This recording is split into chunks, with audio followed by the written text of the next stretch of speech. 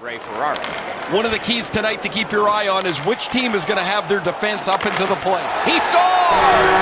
Stuffing the net on Thanksgiving.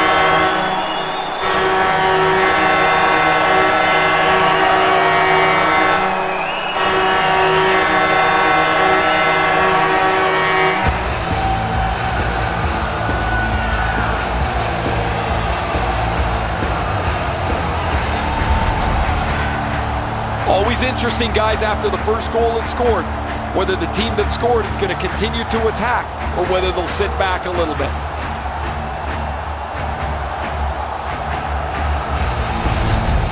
Larkin's goal has gotten his team ahead. Boy, you can just feel the energy in this building right now.